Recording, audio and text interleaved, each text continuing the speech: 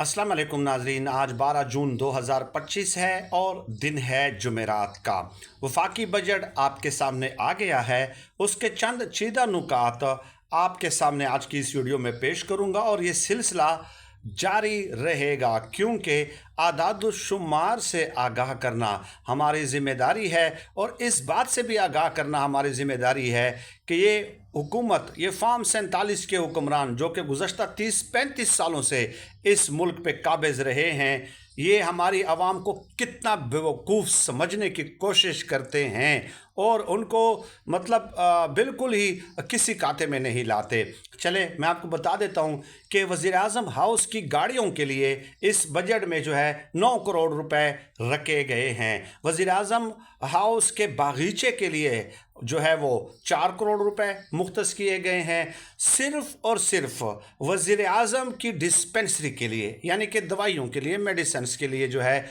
1.5 करोड़ रुपया रखा गया है और ये सिर्फ एक फ़र्द वाहिद वज़ीर-ए-आज़म के लिए 1.5 करोड़ रुपया रखा गया है। इससे आप अंदाज़ा लगाएं। और इसके अलावा वज़ीर-ए-आज़म साहब जब किसी को अतियात वगैरह देते हैं, तोहफ़े गिफ्ट वगैरह देते हैं, उसके लिए भी 22 करोड़ रुपए रखे गए हैं। यानी कि किसी को गिफ्ट फ़र्ज़ किया ईद के मौके पे अपने रिश्तेदारों को, दोस्तों को, किसी को भी देते हैं तो उसके लिए भी 22 करोड़ रुपया रखा गया है।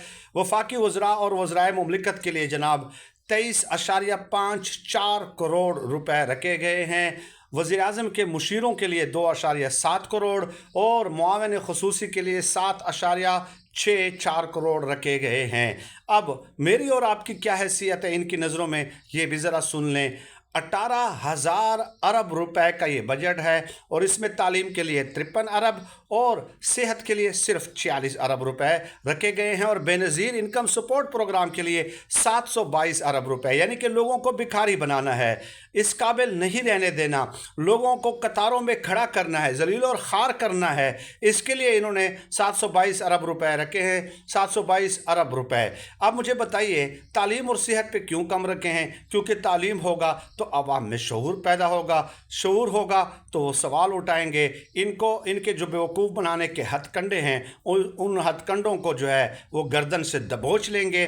तो ये चीज़ इनको बर्दाश्त नहीं है कि अवाम को शऊर दें, बल्कि इनको कतारों में लगाएं। अगर ये 722 अरब रुपए ठीक है, इसमें कुछ रख लें, लेकिन हुनरमंदी के लिए, छोटी सनदों के लिए, दस्तकारी के लिए और इंडस्ट्रियलाइजेशन के लिए, इन चीज़ों के लिए, लोगों को स्किल्स सिखाने के लिए, नए स्किल्स सिखाने के इंस्टीट्यूशंस बनाने के लिए, इसके लिए भी तो मुख्तस किए जा सकते थे ना, ताकि लोग खुद अपने पाँव पे खड़े हो जाएं। लेकिन इन्होंने लोगों को महरूम ही रखना है।